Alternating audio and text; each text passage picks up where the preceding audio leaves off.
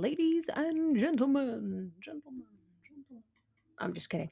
Um, Welcome back to the podcast. I know I'm kind of mixing things up a little bit this week. I just wanted to let you guys know that this episode's going to be just a little bit different.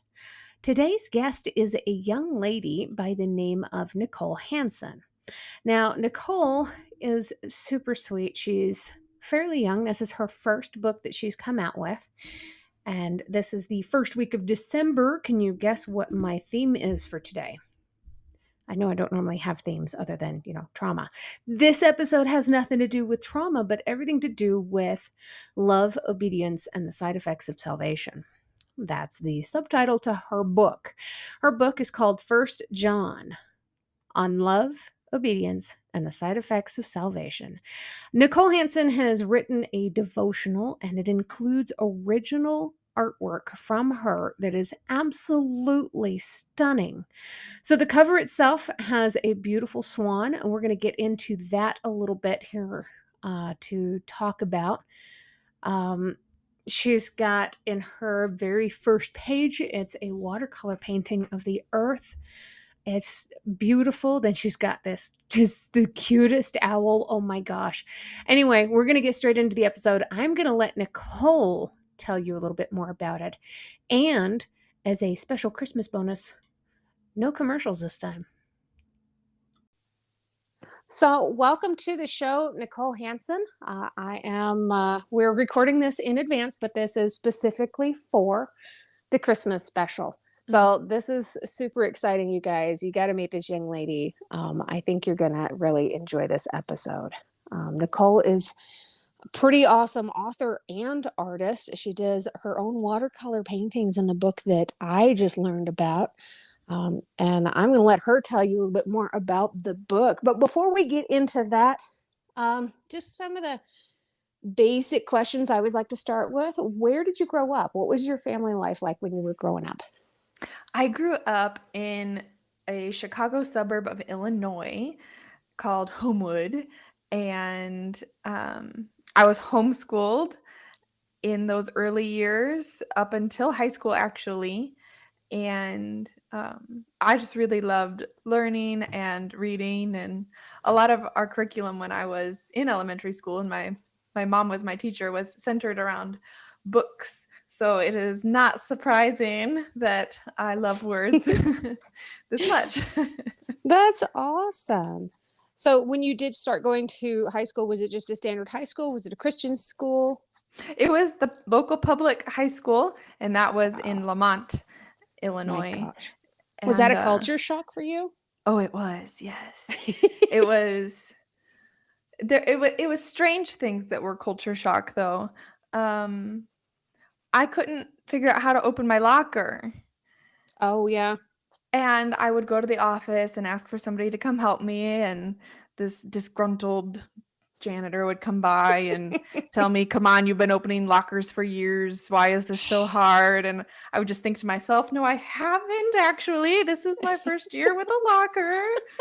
And I could never quite get the hang of it, so I just carried all my books. Oh my gosh. Well, I did go to public school my whole life, and I actually had flat out nightmares of lockers. I'm not even kidding. So that janitor just needs to get over it.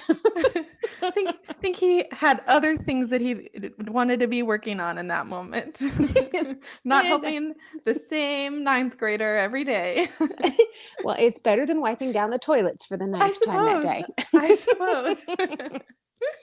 So the kiddo here in my household wanted me to, she was very specific. She wanted me to ask you a very special question. Okay.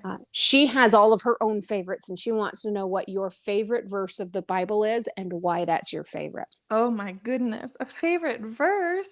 I know. Hers is John 3:16, and Oh, she that's will so sweet. recite the whole thing. I have a really hard time with favorites, honestly. I go back and forth all the time. I don't even have one favorite color. I've got like 4 or 5. Yeah. And I've never really thought about my favorite verse before, but my favorite book is First John, which is not a surprise why that ended up being my first devotional book is around the whole book of First John. Absolutely. So, speaking of, that's a great way of getting into this. What inspired you to write this book? Well, a lot of it started years ago, maybe like 2016 or so. I started writing just on blogs, devotional thoughts every week, and was very committed to a weekly post at a certain time every week. And um, a lot of people in my church reach out and were asking for a devotional. And that just blew my mind. I had never thought of that. I did not think of myself as an author. And if I did, I was going to write fiction at that time. Yeah.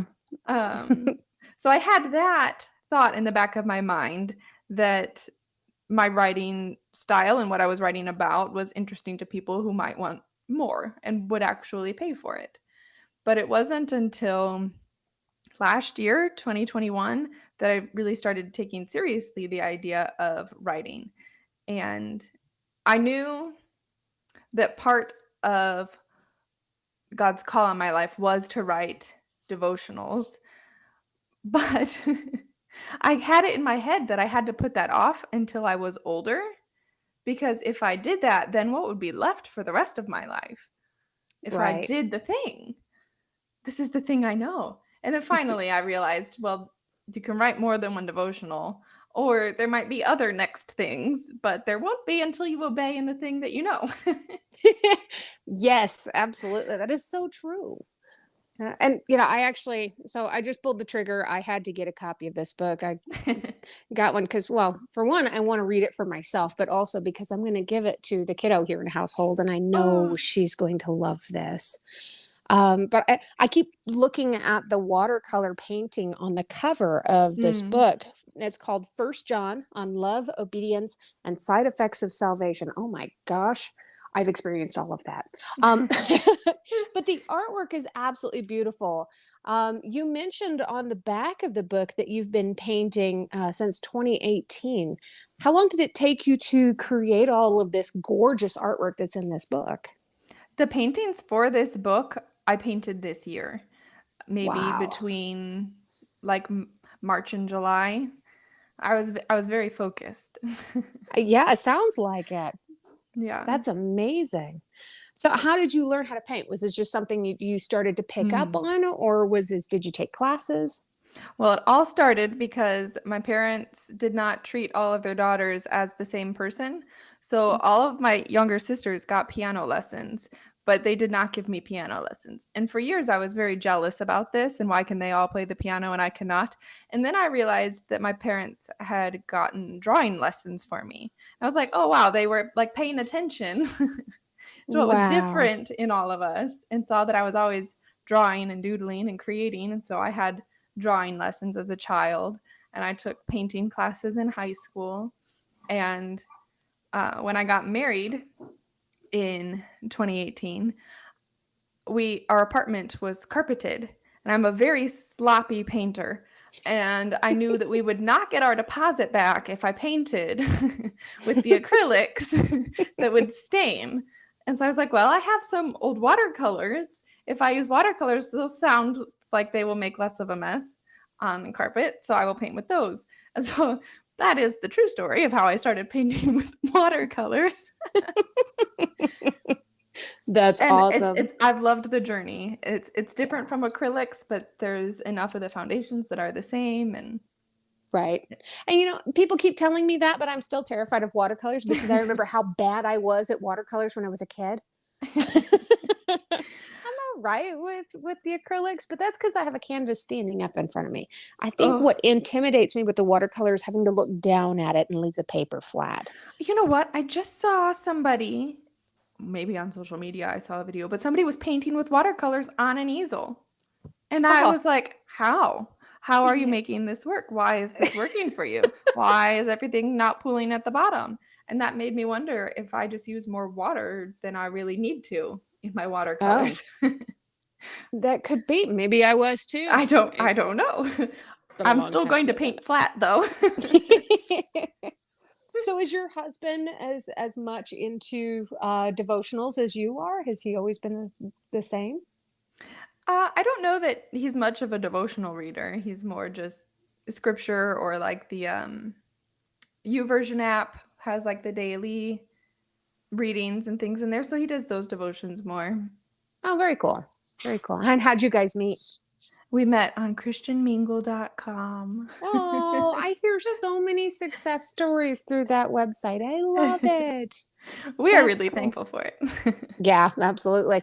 I met my husband online too, but it was, through a free one. Okay. Yeah. Do you happen to have your book nearby? If I were to ask you in a few minutes if you could read a passage from your book for I the do. podcast? Yes. Awesome. And before you read it, can you tell us where do people find your book? Yeah. My book is on Amazon. It's the only place you can buy it. And at this point, you have to type in the whole entire title for it to populate on their website. Or I'll give Amanda a direct link to that too. Okay. For me to find it, I just put in your first and last name and then one John, and then that brought Oh, it right up. and it worked. Okay. Yep.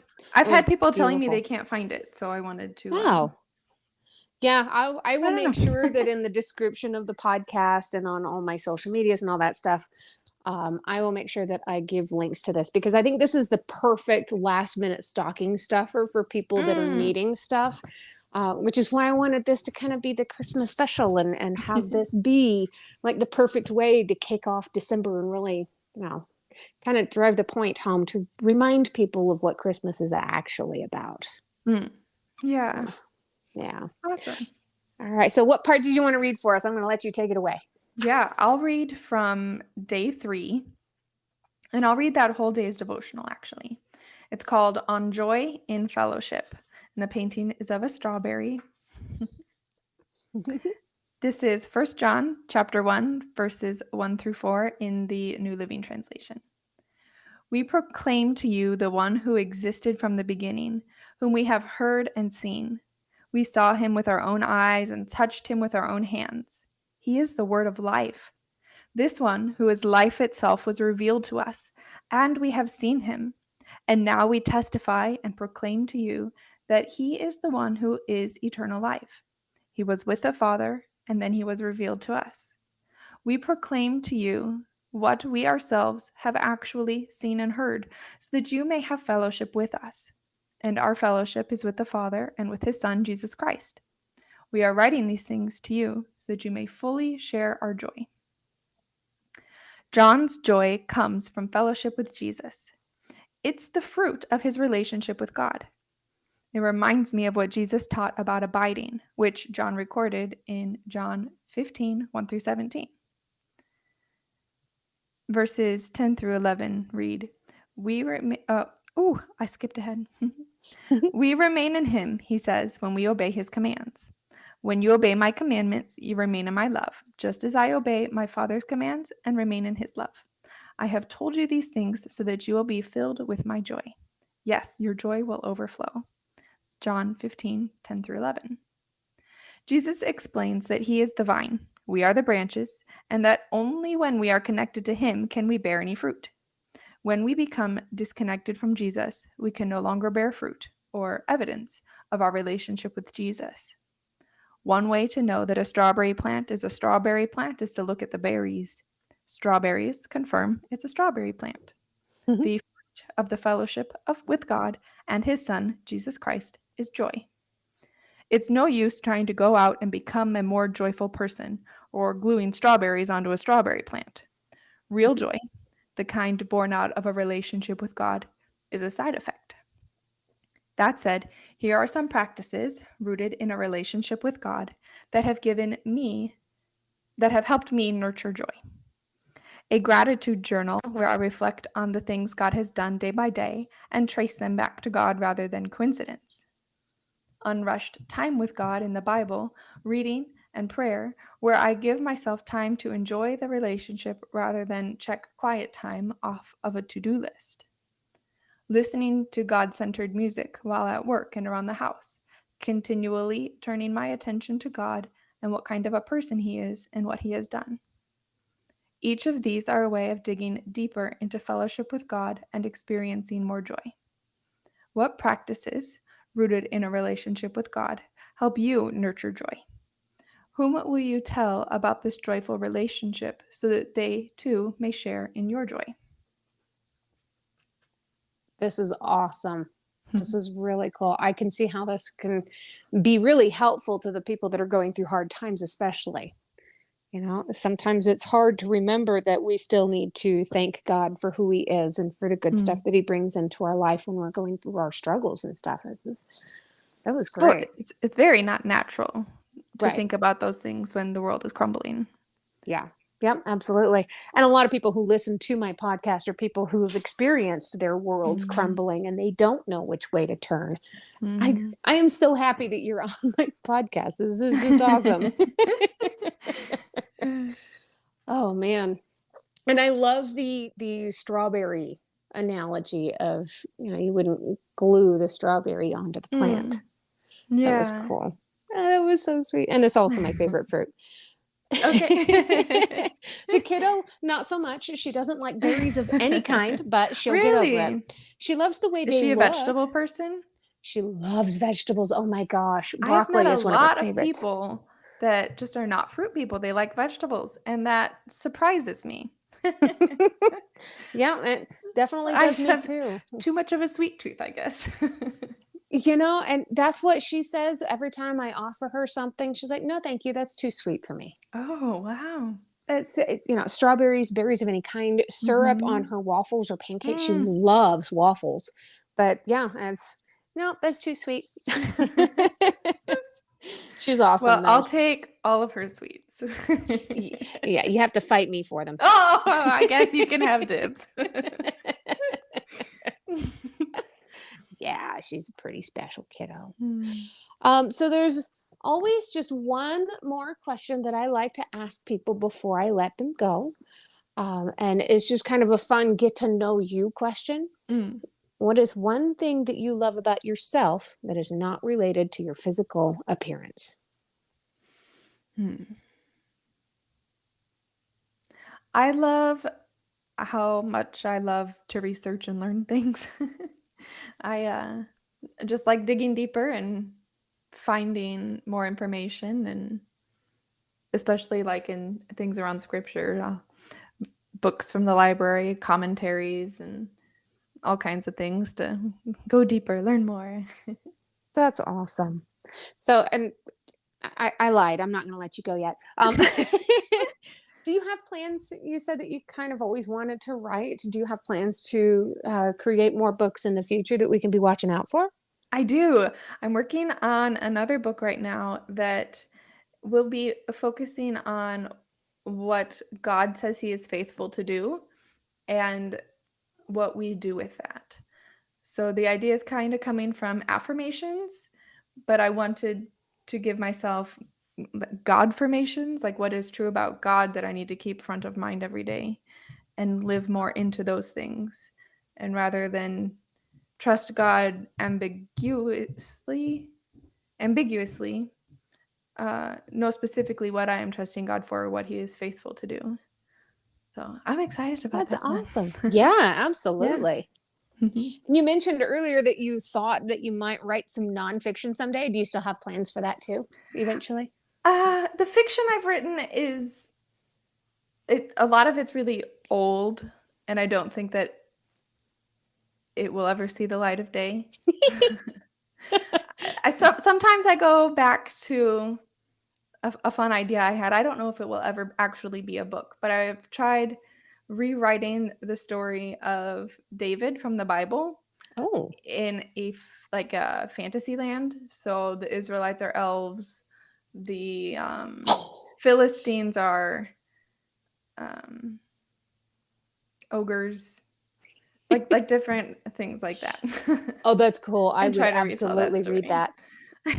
I would absolutely Yeah, read that. Let me know if you do make that happen because I'd love to have that one. will do. That's awesome. Well, Can't wait to Amanda, get your book.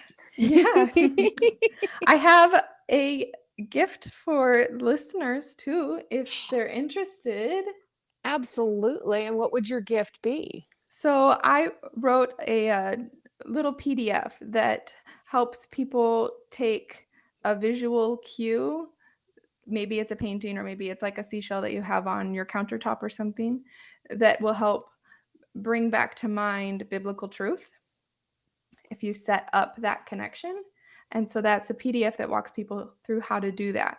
And that's what I did in the devotional. Each of the paintings is a visual cue for that chapter's idea. So the painting of a strawberry is the visual cue to remember that joy comes from fellowship with God. And so if I put up the strawberry in my house, then that will be my reminder. I have different paintings from the book up in my house. That is But awesome. And how would yeah, they reach out to you for that? I can give you the link so that it can be directly in the description of the podcast. Yeah, absolutely. Yes, please do. I would Yeah, love that. for sure. Um, and then another thing that I noticed on the back of your book is that Mm. you can be commissioned for, actually, that's not on the back of your book, it's in the description of the author, that you can be commissioned for really cool custom pieces. Uh, Yeah, do you have a way that people can reach out to you for that too? I'll give you that link as well. Yeah. Very cool. And how much would you normally charge, like a ballpark price for an 8 by Yeah. 10? An 8 by 10 is $140 before shipping That's not bad at all. at the time of this recording. Right. Prices are subject to change based on inflation. Yes. Very cool. And you've also included your Instagram link and that kind of stuff in there. So I'm going to make sure we put that in the podcast too. So um, Awesome. I'd love it if more people could support you, follow you on Instagram, grab a copy of your book, reach out to you for that free gift that you're offering, which is just so cool. I love that. You're the first one, by the way. Oh, For this entire season, you're the first one that's offered a gift. So that's pretty awesome. that is pretty cool. And I can't wait to learn more about you and read this book. It just looks so gorgeous. I love this one on the cover. Yeah, I like that one a lot. I had painted it for a devotional selection that I ended up not including in the book, but I decided that it was a good picture of the whole idea of the book, the idea of the little ducklings following the parent duckling as we are following Jesus and going where he goes and following his lead. That's awesome. Nice. What's your favorite painting from inside the book? Oh no. Yeah, I know. I keep asking you about favorites. Favorites? I know they're all your Oh, babies, right? they are. If I didn't like them, I repainted them. So Oh, how often did that happen? not that often. I usually Eh, found a way to just keep going until it was right. Nice. Okay, I think the day 4 painting is my favorite. It is the chapter's called On Darkness and on Light, and it's a picture of a cat sitting on a windowsill, and through the window is coming a lot of light, but there's a lot the walls are all dark and there's strong shadows in the whole picture. And I really like that one actually. Well, you just won my heart over. I'm a cat lover myself. I have 6. I was very intentional to include some cat paintings and some dog paintings. Yes, because not everybody's perfect.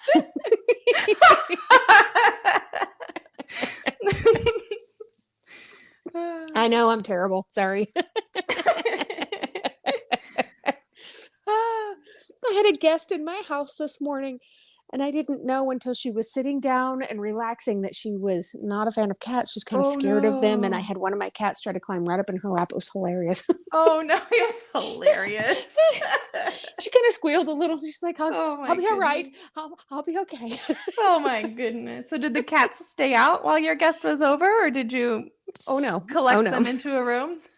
Oh, they wandered all over the house. Oh, Most of okay. them kind of gave her space, but there was just the one where he The was just one. determined, you are going to like cats by the time you leave here. And did the cat succeed? No. Oh. No, that'll never happen, I don't think. Aw. To each their own, right? Yeah, absolutely. It's not her fault that she's not a big fan of cats. Yeah. Had a landlord once who was absolutely terrified of him. He walked in my front door one day to say welcome to the to the neighborhood and hope you're nice and settled. And as he was standing in the doorway saying hello and giving us Uh-huh. a welcome gift, one of my cats went running up to him and started sniffing his shoe. And the man turned around and squealed at Oh the highest pitch no. and took off running with his hands in the air. It was hilarious and terrifying all at the same time. And I just, You're trying to process what's happening here right now. what And is so is he. this? Oh, yeah, he was really sweet. Anytime he needed us from then on, he would call us first and ask us to come outside. He's a wise man. He figured out exactly how to solve that problem. Yes, he did. Smart dude. Mm. Well, Nicole, this has been absolutely delightful. I'm so glad that you agreed to come on the podcast. Thank you. I appreciate you, and I'm happy you were here. Thank you so much for having me. It's been a lot of fun. Thank you. And I have a feeling we're going to be in touch. Don't forget to send me those links. That would be lovely. Yes, I have opening an email right now. Awesome. All right. Thank you, Nicole. Have a wonderful day. And once again, everybody, it is Nicole Hanson. She wrote First John, so it's the number one, John, on love, obedience, and side effects of salvation. I hope you guys enjoyed the podcast today. Of course, make sure that you check out the podcast description on Anchor so that you can see the links where you can go and get her free gift. Um, it's going to be super cool. I promise you, this PDF is going to blow your mind with how beautiful her artwork is. And again, you can reach out to her to uh, get customized artwork from her. She's pretty cool. She's got some real gifts there. Reach out. Let Nicole know that you want to support her. And this is, once again, the perfect stocking stuffer for those kids or adults in your life who are familiar with the Bible but haven't had a chance to really dive into it yet and explore this famous book of the Bible, First John. And I will see you guys next time. Thanks.